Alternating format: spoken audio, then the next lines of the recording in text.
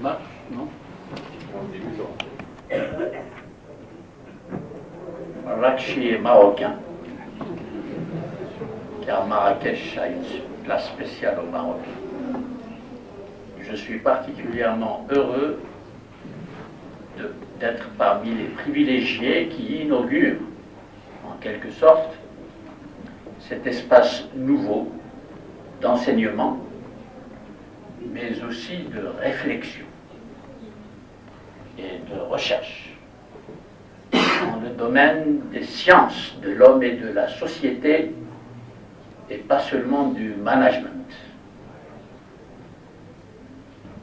C'est un privilège de participer pour donner une impulsion justement à une conception de la formation des managers, des dirigeants, de ce qu'on appelle les ressources humaines, dans une direction nouvelle, adaptée aux besoins de nos sociétés.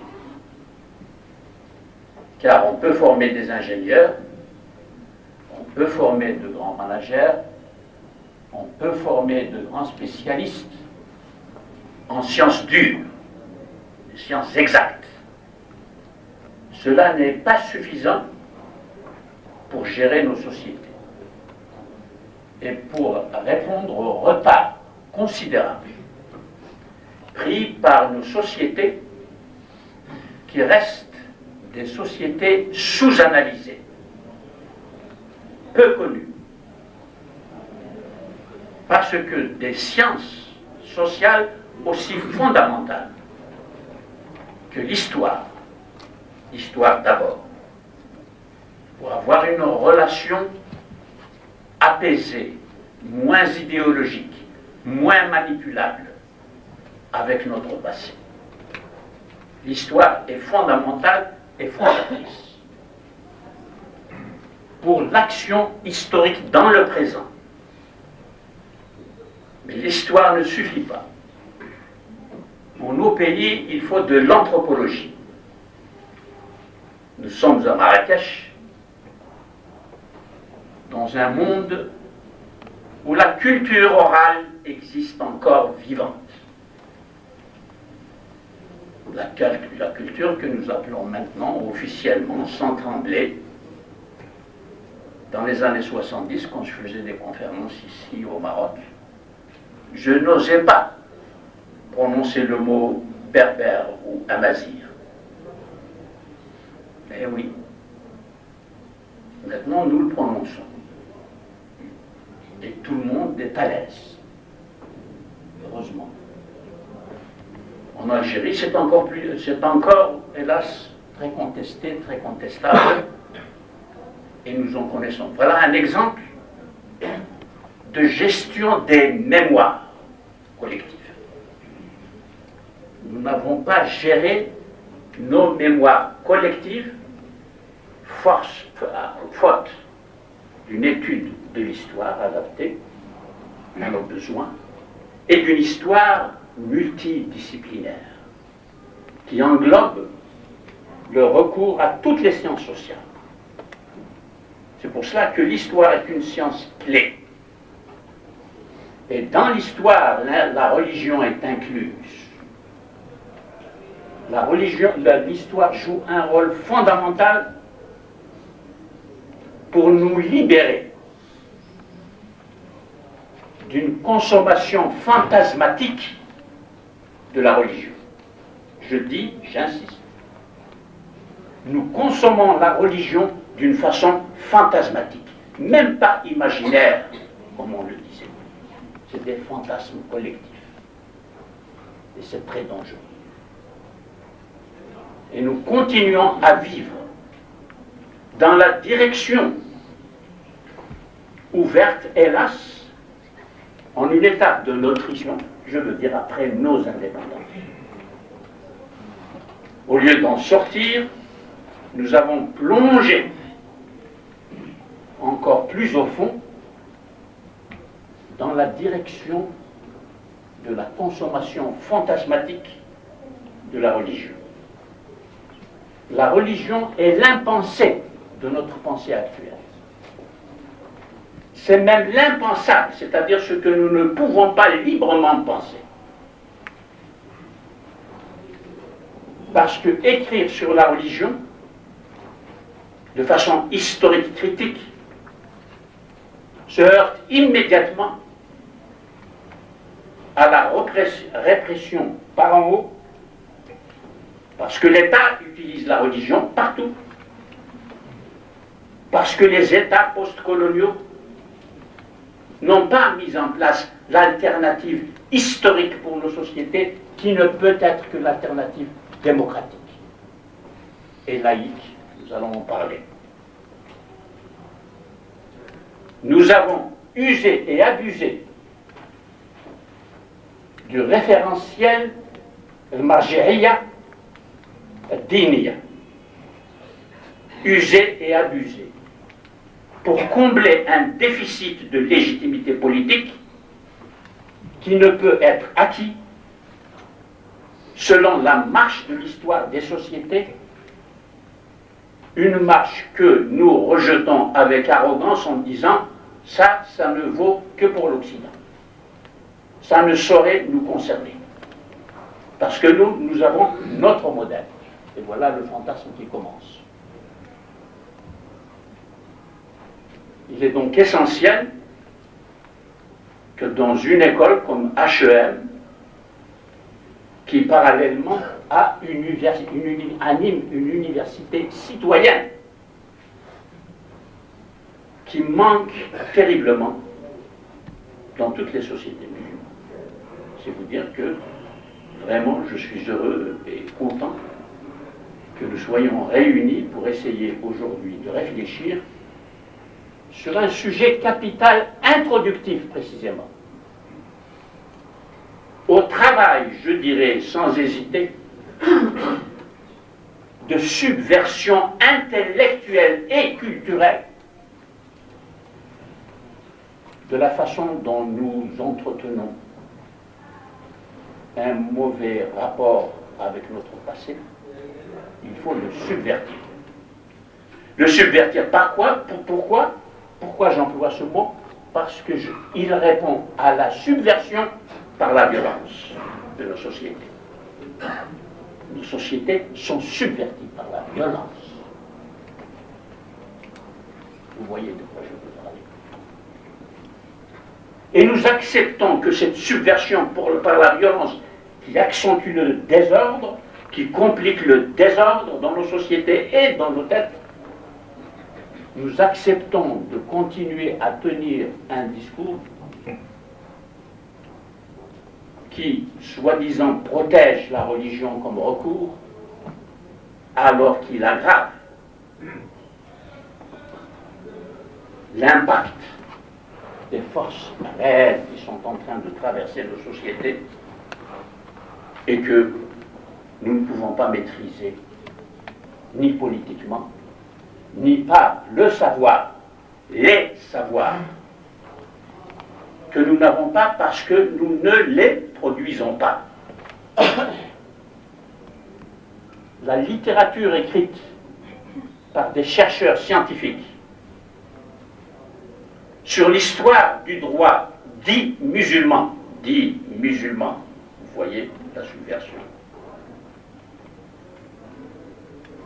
Les ouvrages écrits en Amérique, en Europe, et même au Japon, si lointain, sur l'histoire du droit fiqh,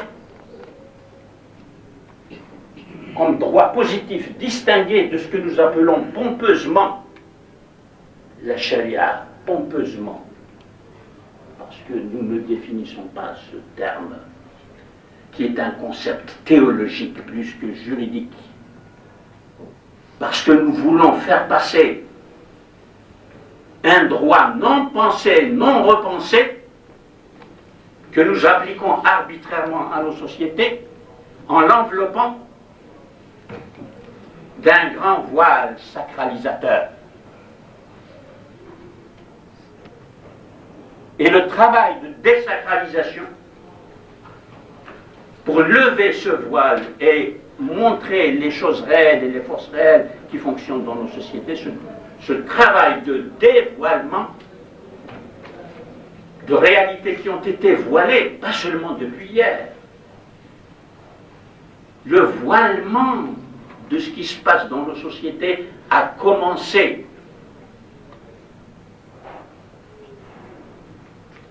dès 661 au moins, avec l'établissement de l'État abbasside, de l'État omeyyade.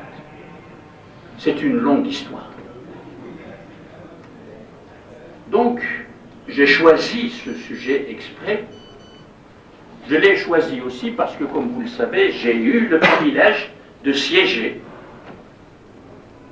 de septembre à décembre dernier dans la commission nationale pour l'application de la laïcité en France. Ce fut une expérience très éclairante et enrichissante pour tous les membres de la commission, parce que nous avons débattu de très très très importants problèmes, pas seulement pour la société française. Et dans cette commission, il y a eu un travail de subversion intellectuelle et culturelle du magistère laïque, confronté au magistère religieux. Voilà le travail.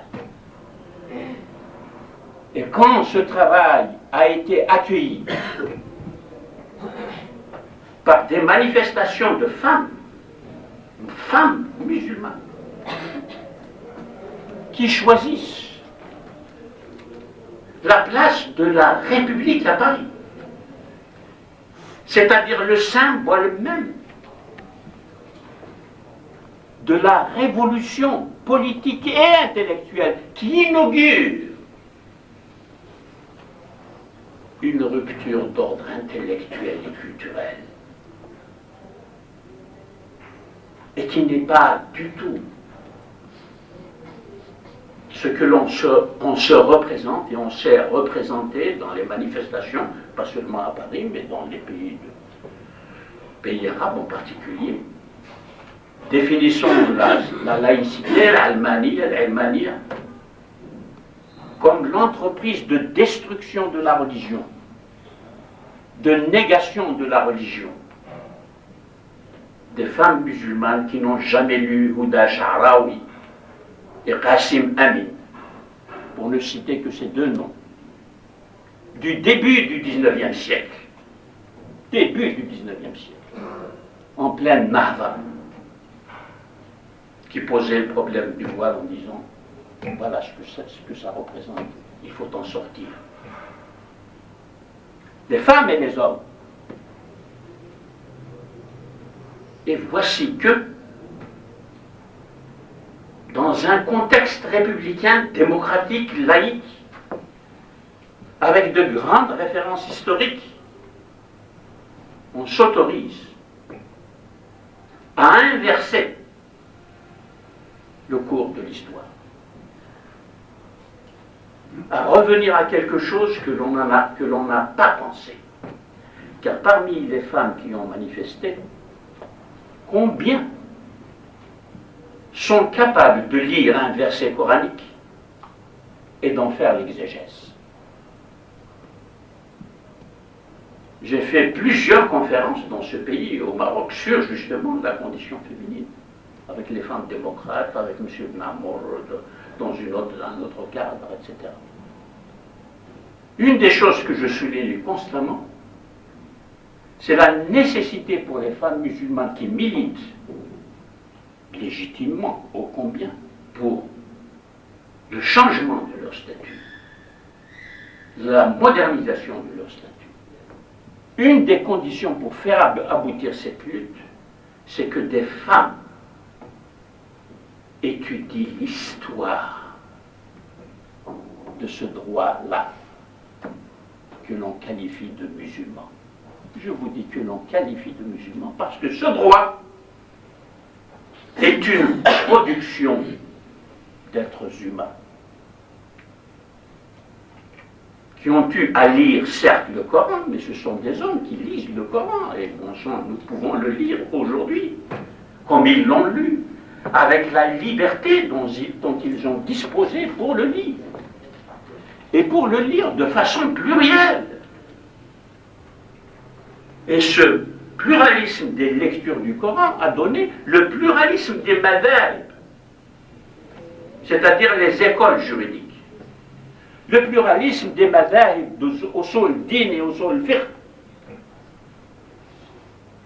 Mais je compterai sur les doigts le nombre de femmes qui peuvent entrer dans ce débat avec les ulama qui monopolisent la gestion de ce domaine-là et entrer en débat avec eux, pas du tout en polémique, en ouvrant le Coran et Allah.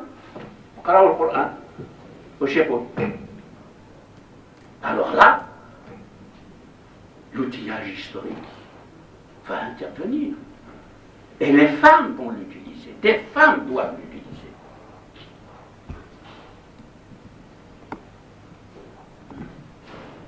Le titre que j'ai choisi,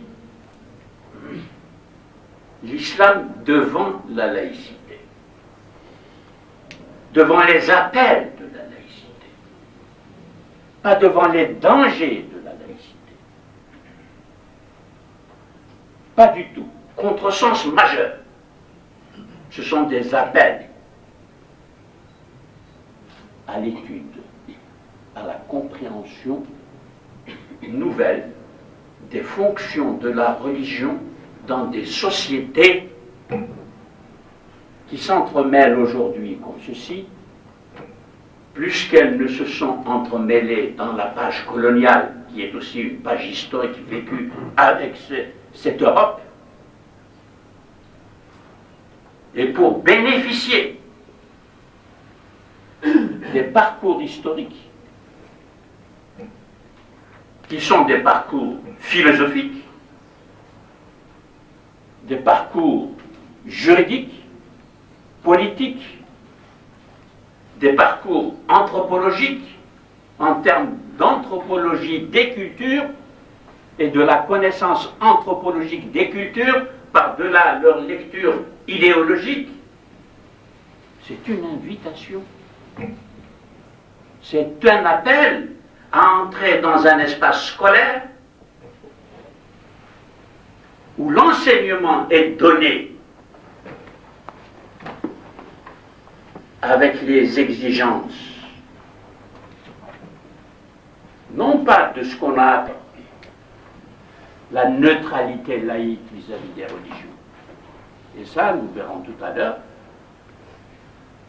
c'est un des reproches fondamentaux que nous allons faire et que nous faisons à la manière dont la laïcité du XIXe siècle, de 1880 en France, quand on a fondé l'école obligatoire laïque et gratuite, pour unifier la nation républicaine,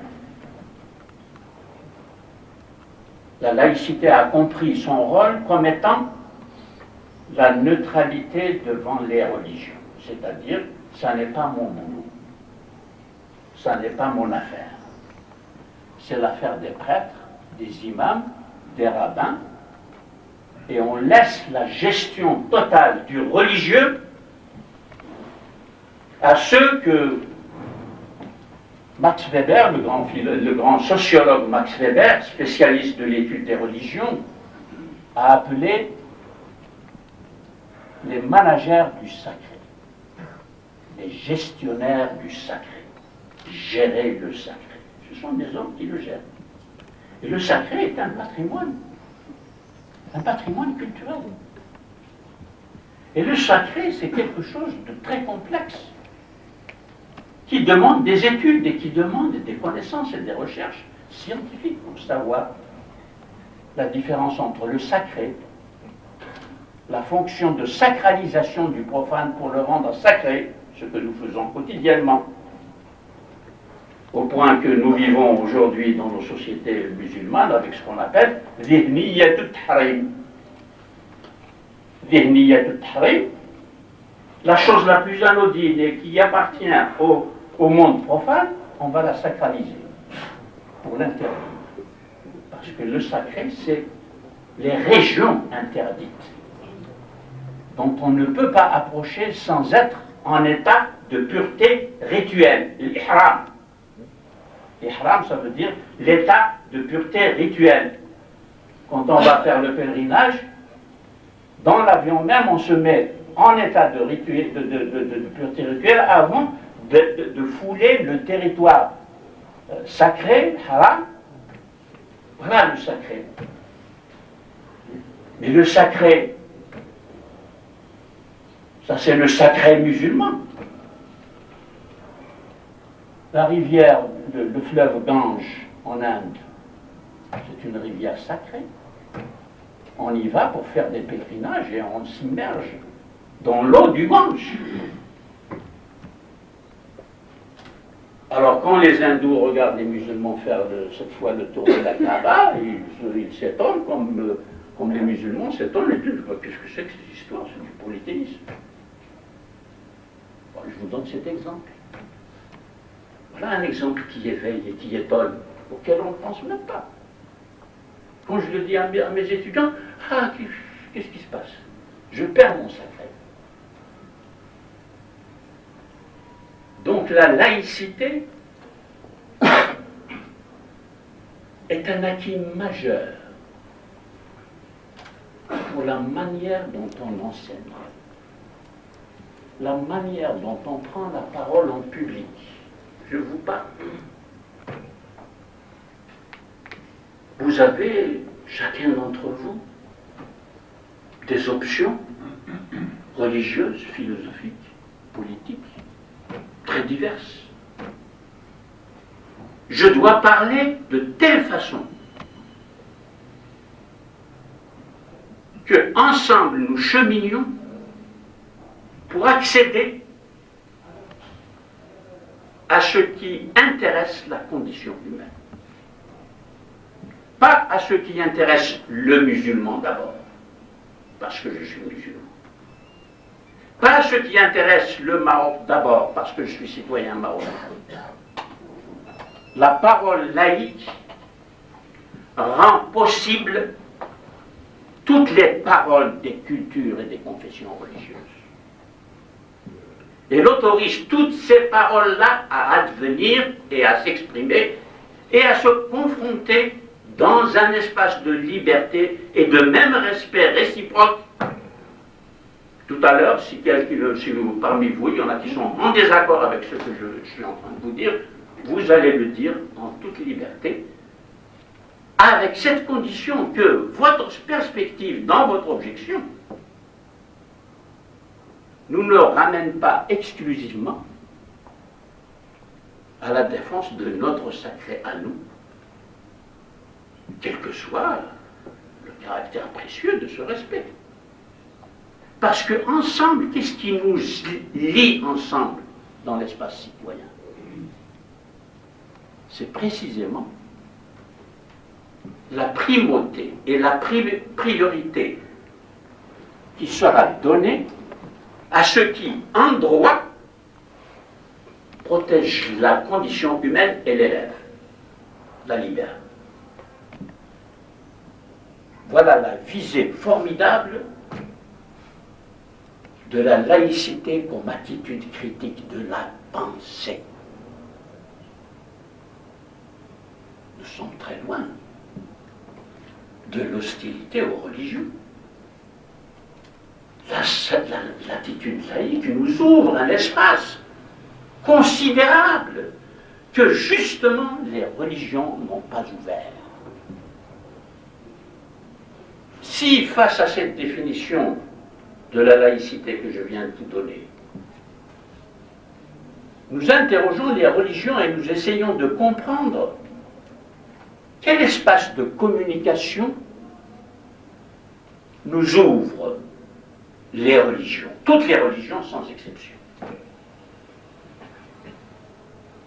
La religion, toute religion, donne une base de construction d'une unité mais d'une unité qui va être conditionnée par une profession de foi, la aqidah, dans la croyance à des propositions très très très précises. Par exemple, pour nous, musulmans, Ashhadu an la ilaha illallah wa ashhadu anna Muhammadan Rasulullah. Cette shahada, mes chers amis, ouvre absolument un nouvel espace pour une expression religieuse, pour une expérience religieuse, mais elle, en même temps, elle ferme d'autres espaces. Voilà comment se construit toute croyance religieuse. Ouverture et fermeture. Parce que Ashhadu an la ilaha illallah vise une population bien précise en Arabie. Elle vise une religion vivante en Arabie, avec sa culture, ses expressions politiques, institutionnelles, ses coutumes, tout ce qu'on veut, sont sacrés. Son expression du sacré. Al-Mushrikoun, wa idhan salakha al-ashhur al-hurum, faqtulu al-mushrikin. Fermeture. Rejet. Qtulu, warsadu lahum kulla marsadin. وإن آتوا الزكاة وأقاموا الصلاة فالله رحيم رحيم. Qu'est-ce que ça veut dire en termes d'analyse sociologique et en termes d'analyse culturelle, avant que ne se constituent les lectures dogmatiques de ce verset? Payer la zakat, nous savons ce que c'est. C'est s'inscrire dans un espace citoyen, dans un espace politique. Et faire la prière avec tout le monde, c'est s'inscrire dans un espace de solidarité, différent évidemment de l'espace de solidarité tribale, qui est censé être dépassé par le fait que la relation se fait à un Dieu unique au lieu de se faire à plusieurs divinités. Mais il se trouve que l'anthropologie nous enseigne que justement cette solidarité agnatique, la asabiya, que nous décrira Ibn Khaldun, n'a jamais disparu. Elle n'a jamais disparu.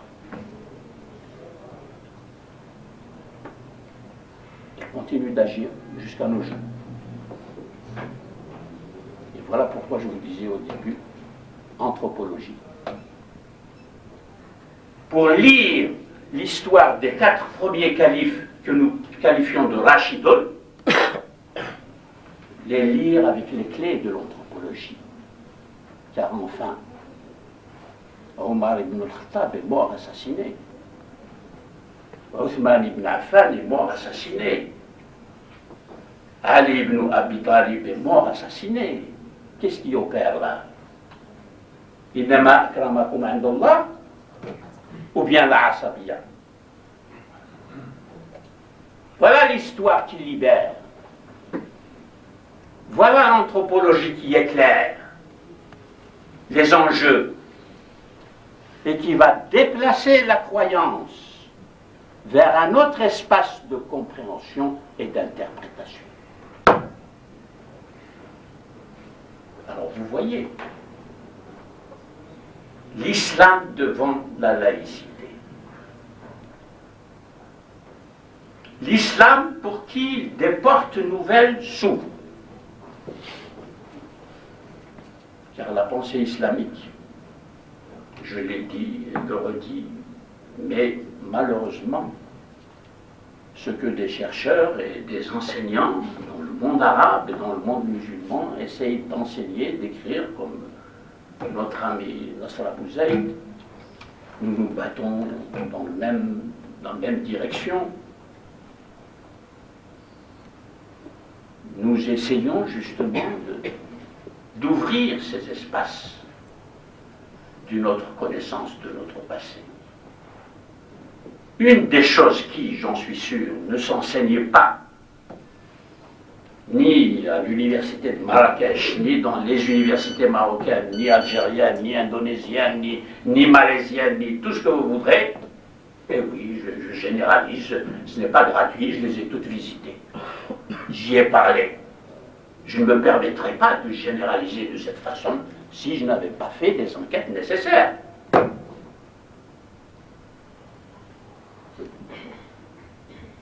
Les questions comme de savoir pourquoi Ibn Khaldoun, mort en 1406, qui a laissé ce livre que vous connaissez tous, mais qui est encore mal expliqué, malgré des tonnes de littérature accumulée sur Ibn Khaldoun, des thèses de doctorat, etc. Le problème qui se pose pour Ibn Khaldoun, comme Ibn Rushd, comme beaucoup d'autres auteurs, c'est ce que j'appelle la sociologie de l'échec, de la muqaddima d'Ibn Khaldoun dans les pays arabes et musulmans.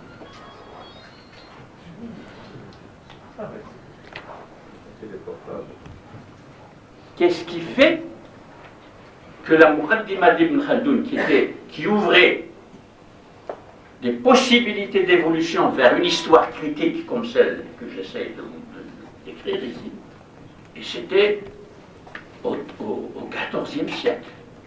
Il est mort en 1406. Comment se fait-il que les historiens qui appartiennent à la langue arabe, à la pensée arabe, de 1406 jusqu'en 1850, personne n'est allé voir la Muqaddima pour en faire une édition critique et la mettre dans toutes les mains, d'abord dans une édition critique, c'est-à-dire scientifique. C'est un premier pas, une première opération. Et ensuite l'enseigner, elle aussi, de façon critique. Car il ne faut pas dire qu'Ibn Khaldoun a découvert la sociologie, Ibn Khaldoun appartient à son temps, c'est-à-dire le Moyen-Âge. Ce n'est pas avec Ibn Khaldoun que je vais faire l'histoire dont je vous parle. L'histoire dont je vous parle, je vais vous donner tout de suite un exemple, parce que je l'ai découvert justement la semaine dernière. Un collègue de la Sorbonne qui s'appelle Jérôme Bachet. Il a fait une thèse de doctorat sur les justices de l'au-delà, les mahakim al-akhira, les justices de... Ça, c'est l'histoire. Et qu'est-ce qu'il étudie? Les représentations de l'enfer en France et en Italie du XIIe au XVe siècle. Oui, pourquoi nous n'avons pas des thèses de doctorat sur Jahannama ou Jannat ou Adnin comme des lieux de justice, et des lieux de justice qui sont vivants dans les têtes des croyants, comme aujourd'hui chez nous, et c'était au Moyen-Âge. Mais quand vous lisez ce livre, mais vous avez envie je sais pas, de vous jeter par la fenêtre. Pourquoi est-ce que nous n'avons pas un livre comme ça? Et il vient de publier un autre livre, cette fois-ci sur le Moyen-Âge, et ce livre s'appelle, où est-ce que je l'ai noté? Oui. La civilisation féodale.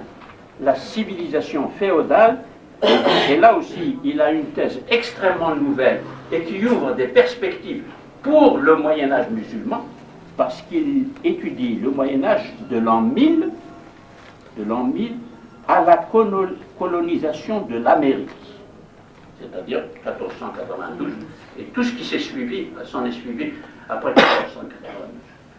Il défend la thèse d'une civilisation féodale qui reposait sur les trois grandes fonctions dans la civilisation indo-européenne telle que Dumézil les a définies, c'est-à-dire il y a ceux qui prient, ceux qui combattent et ceux qui travaillent.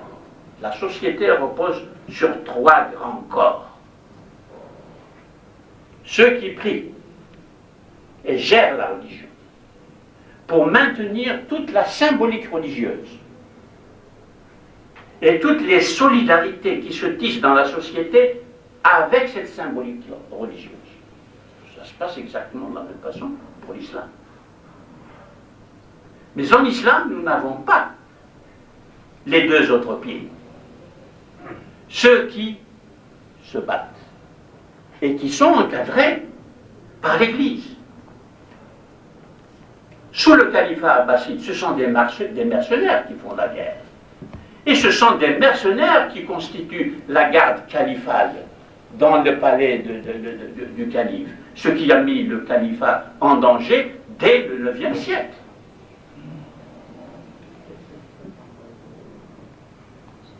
Et jamais plus, nous n'avons eu un pouvoir central qui repose sur les trois pieds. Car nous n'avons pas non plus ceux qui travaillent, c'est-à-dire les paysans.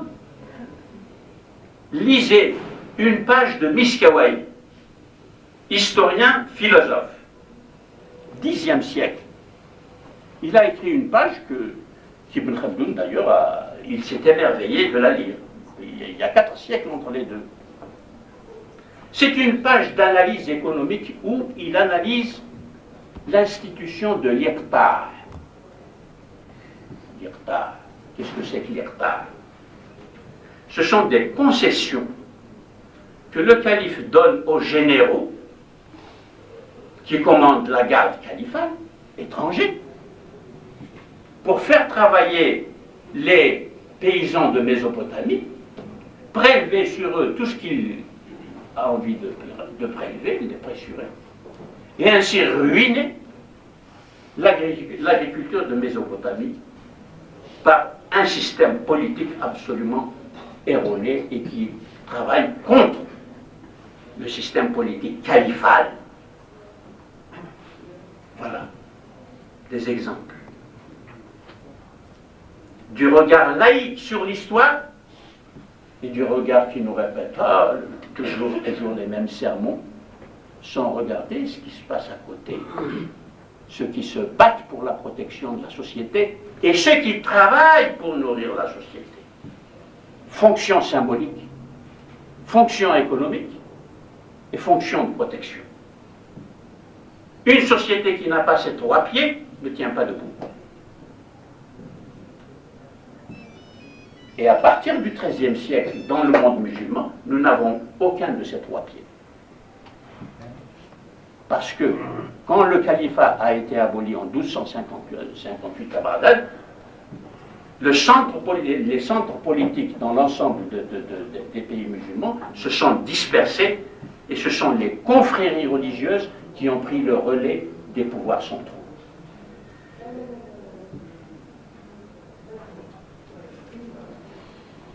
Je ne sais pas si j'en ai dit assez, mais je dois m'arrêter sur la question de l'islam devant la laïcité et vous parler un peu du deuxième terme du titre de notre conférence. Car il est injuste de dire toujours islam et laïcité, comme si l'islam était le seul à être interrogé par la laïcité. J'ai voulu faire un équilibre pour vous montrer justement la démarche postmoderne de la laïcité. Parce que la laïcité est en train de franchir de nouveaux pas. Elle fait son autocritique. Elle s'élargit. La laïcité française est obligée de s'élargir et de réviser ses positions pour deux grandes raisons. Première raison, la construction de l'Union européenne. les pays européens ont un parcours différent au sujet des rapports entre la religion et la laïcité. La reine d'Angleterre est le chef de l'Église anglicane. Alors qu'en France, on a éradiqué, on l'a remplacé par la République. Voilà deux exemples. Mais en Allemagne, il y a aussi une grande différence, la Hollande, etc. Et donc la France est obligée de réviser la laïcité comme instrument de construction de la République française, surtout depuis la Troisième République, et pour négocier un espace nouveau de la citoyenneté que les Européens sont en train de discuter. Vous avez lu dans les journaux, par exemple, les discussions en cours depuis septembre 2000, quand on a écrit la charte, la nouvelle charte européenne des droits de l'homme. La question s'est posée, est-ce que dans le préambule de la charte, on doit mentionner l'héritage religieux européen? Voilà la laïcité. Regardez la laïcité. Chez nous, évidemment, pas de question. Hein. L'islam, c'est l'islam. L'État est musulman, le droit est musulman, tout est musulman, il n'y a pas à se poser de questions. Il se pose la question. Est-ce que nous pouvons inscrire dans le préambule que l'héritage religieux de l'Europe est le christianisme? Eh bien non. Ils ne l'ont pas fait. Parce que faire du judaïsme? On ne peut introduire le judéo-christianisme parce qu'il est très contesté. Et que faire de l'islam? Car l'islam a été présent dans l'histoire de l'Europe. Il n'a pas été présent comme religion, comme croyance des Européens. Mais il a été présent politiquement, culturellement, intellectuellement. Vous voyez comment la laïcité réfléchit pour élargir et pour accueillir, pas pour éliminer. Ce n'est pas pour éliminer l'héritage religieux, c'est pour laisser la place à ce qui va advenir dans un futur de l'Union européenne qui est en train de se construire, un futur dans lequel les acteurs sociaux et historiques d'appartenance musulmane vont jouer un rôle désormais en tant que citoyens et pas seulement en tant que hôtes de passage. Voilà comment réfléchit la laïcité.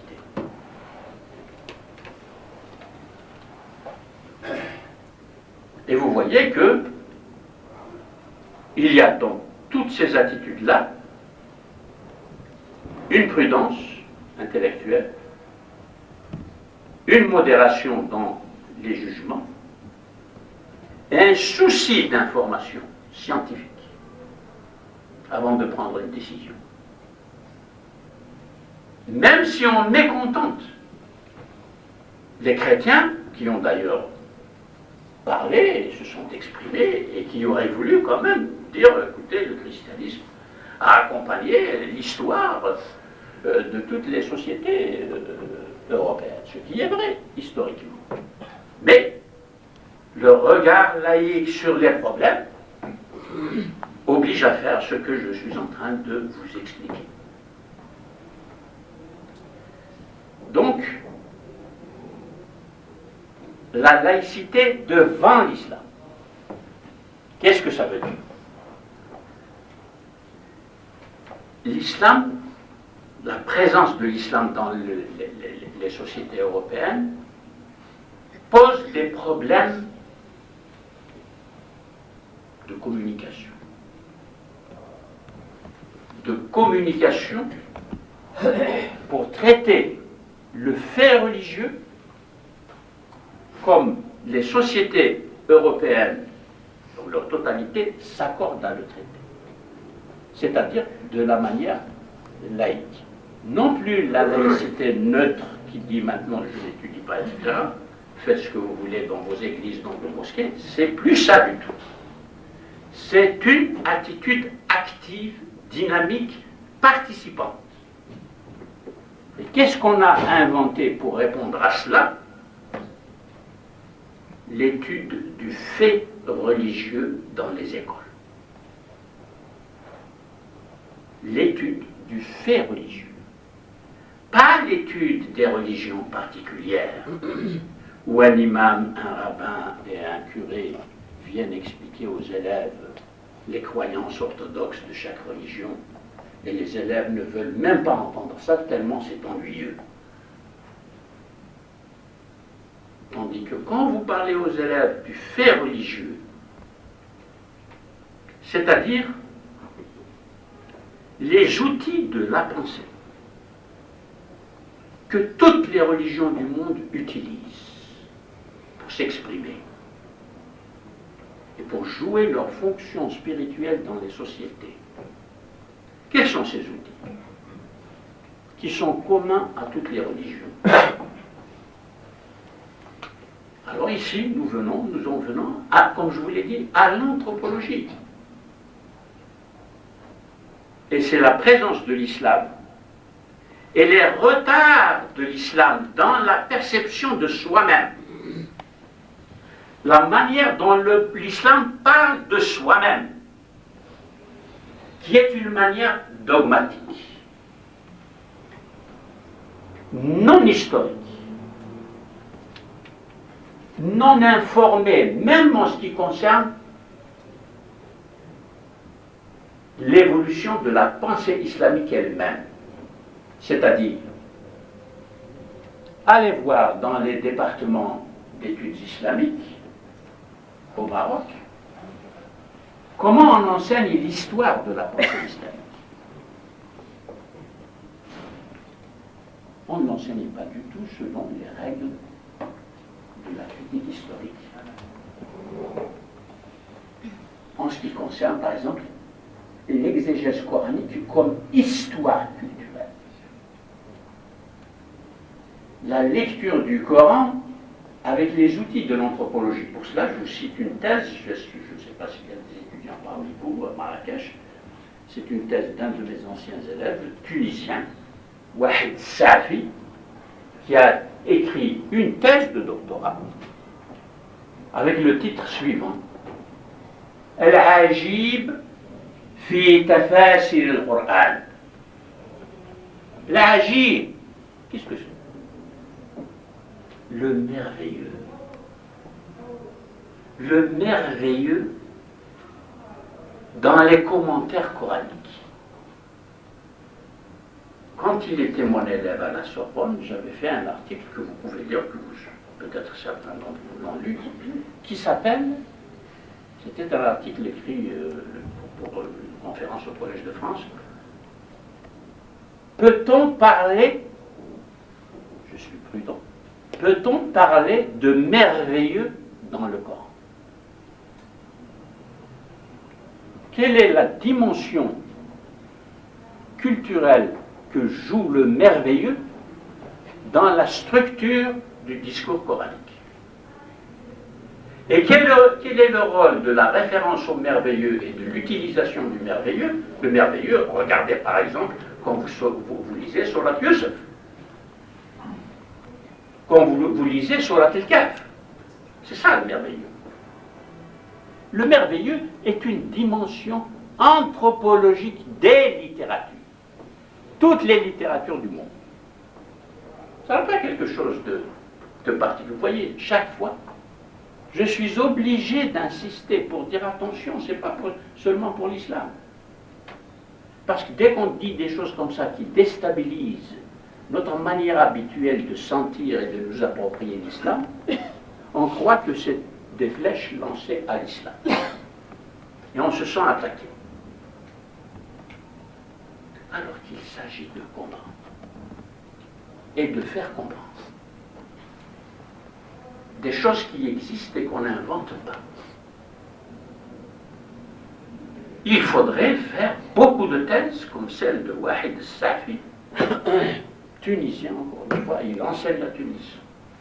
Il nous en faudrait beaucoup comme ça pour nous délivrer du préjugé de rationalité que nous projetons constamment sur chaque verset coranique. Chaque verset coranique, c'est la suprême rationalité. Et on est allé même, comme vous le savez, jusqu'à dire que la biologie a été découverte par le Coran, comment dire, le fœtus a été découvert, enfin découvert. Voilà les représentations fantasmatiques. Ça n'est plus du merveilleux, parce que le merveilleux est discipliné. Il y a une certaine rationalité dans le merveilleux, tandis que le fantasme, c'est l'indiscipline totale. Vous allez dans toutes les directions, sans contrôle. Et quand on lit, justement, le rôle du merveilleux, avec le merveilleux, il y a la métaphore, l'isti'ara,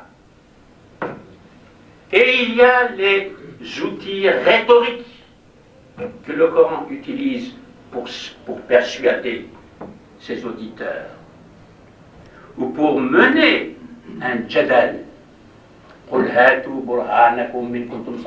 C'est de la polémique. Et dans la polémique, il faut une forte rhétorique. Voilà. Et donc, vous voyez, il y a tellement d'exemples à donner pour faire comprendre ce que l'islam est en train de rater, disons de perdre du temps.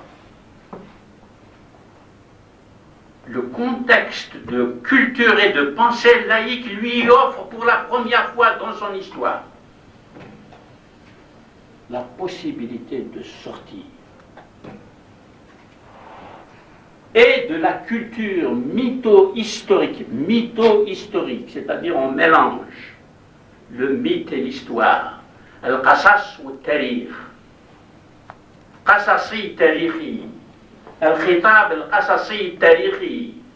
الذي لا يميز بين القصص وفنه وبين التاريخ وقواعده. Des choses simples qui existent. On va dans les universités, on les apprend. Mais les musulmans en France, en Allemagne, ils préfèrent aller écouter. Et qui vous savez bien, ils préfèrent ça. Et quand il vient dans mes cours, il réfute mes cours. Il rejette mes cours. En disant, vous êtes contre l'islam, vous déformez l'islam, toute la ritournelle. C'est pour ça que j'ai vidé mon sac dès le début en vous disant que je suis heureux que des espaces comme celui-ci prennent place dans la société marocaine, que vous soyez tous là, que vous soyez informés de ça, et qu'il y ait un mouvement fort de citoyens pour contrebalancer les progrès de l'ignorance institutionnalisée. L'ignorance qui est en train de se répandre dans les écoles et à travers les écoles qui sont censées combler les ignorances et délivrer des ignorances. Ça s'appelle l'ignorance institutionnalisée. À notre insu,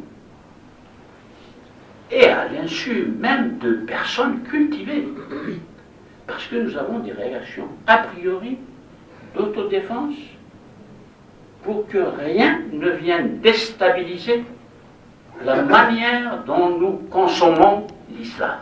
l'islam.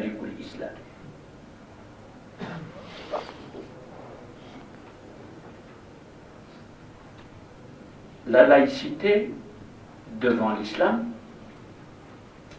a amené le gouvernement français, et sur ça on n'a pas fait de bruit alors qu'on a fait du bruit sur l'Ivoire ou sur le voile pour dénoncer l'intolérance de la laïcité, l'intolérance de la République, enfin tout ce que vous savez, c'est n'importe quoi.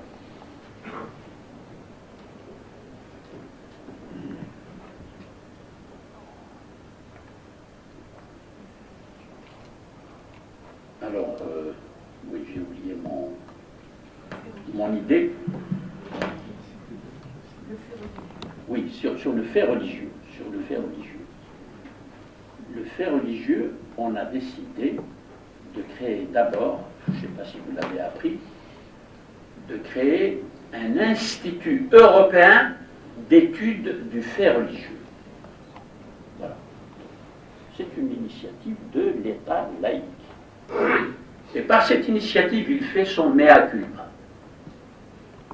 en disant oui, on a complètement écarté tout enseignement relatif au domaine du religieux, qui est tout de même un grand domaine culturel, un grand domaine intellectuel. Par exemple, on a écarté de la Sorbonne, en 1880, on a écarté l'enseignement de la théologie à la Sorbonne. Et on a dit, pour l'enseignement de la théologie, on a créé l'école des hautes études en sciences religieuses. La 5e section, pour ceux d'entre vous qui sont familiers des structures universitaires françaises, l'école des hautes études en sciences religieuses. C'est un KGB, petit coin de la Sorbonne, où des grands érudits étudient la religion tranquillement, mais pas dans la Sorbonne qui s'adresse aux jeunes étudiants et qui forment les professeurs en particulier. Vous voyez la différence, grande différence. Alors que la théologie est une activité intellectuelle au sujet, justement, d'une définition critique de la foi religieuse, d'une connaissance critique de la foi religieuse. Il y a des facultés de théologie en Allemagne, en Hollande, en Angleterre, dans tous les pays européens. En France, il y a des facultés de théologie, mais elles sont privées, comme l'Institut catholique de Paris, les facultés de théologie protestante de Montpellier, mais pas dans l'espace public. Et personnellement, je mène et j'ai mené un combat justement pour réintroduire l'enseignement des systèmes de pensée théologique, juifs, chrétiens, musulmans, et de les étudier de façon comparée. Voilà, la laïcité devant l'islam. C'est pour répondre à l'islam que la laïcité, prenant conscience de la nécessité d'introduire une information scientifique pour tous les citoyens, est en train d'accepter maintenant que l'enseignement des théologies, pas comme foi, croyance, mais comme activité intellectuelle, de la même façon qu'on enseigne les systèmes philosophiques dans les départements de philosophie, on enseigne les systèmes de pensée théologique. Et ça, c'est un immense bénéfice pour l'islam. Parce que, je vous le répète, en ce qui concerne la théologie justement, qu'on appelle ilm al-kalam en arabe, ou bien ilm usul al-din, aujourd'hui, ni ilm al-kalam ni usul al-din ne sont enseignés dans les kulliyat sharia qui existent dans les pays musulmans, selon les exigences scientifiques et critiques de l'étude des systèmes de pensée, comme on le fait pour la philosophie. Et si les musulmans se mettent à faire ce travail, à ce moment-là, la communication laïque dans un espace multiconfessionnel, multiculturel, multilinguistique que sont devenues les sociétés européennes, cette communication-là va faire disparaître les faux problèmes et les fausses querelles et des manifestations comme celles que nous voyons. Et aussi, au sujet du voile, précisément, un dernier mot peut-être pour vous donner la parole. Pourquoi le voile a-t-il pris une si grande importance dans les sociétés musulmanes jusqu'à être transporté aux sociétés européennes? D'abord, une remarque. Peut-être avez-vous entendu parler que les nombreuses associations musulmanes en Europe ont créé ce qu'elles appellent un Conseil européen de la fatwa. Nous sommes au Maroc, vous voyez un peu ce que ça veut dire. La fatwa en islam, il y a des conditions pour exercer la fonction de mufti. Il y a beaucoup de conditions. Ce n'est pas n'importe qui va s'avancer pour faire de la fatwa. Et on crée cela au niveau européen. Et le siège du Conseil, regardez un peu la stratégie de réseau mondial. Le siège est à Dublin, en Irlande, où il y a bien peu de musulmans. Du point de vue théologique, une telle décision aurait dû donner lieu, parmi les musulmans, à un débat tout à fait libre et ouvert. Parce que l'islam, au point de vue théologique, l'islam est protestant au point de vue théologique. C'est-à-dire, le christianisme, le protestantisme, vous savez ce que c'est. C'est le droit de libre examen pour chaque croyant à l'intérieur d'une église catholique où l'autorité religieuse est verticale. Elle vient du pape et elle descend jusqu'au fidèle.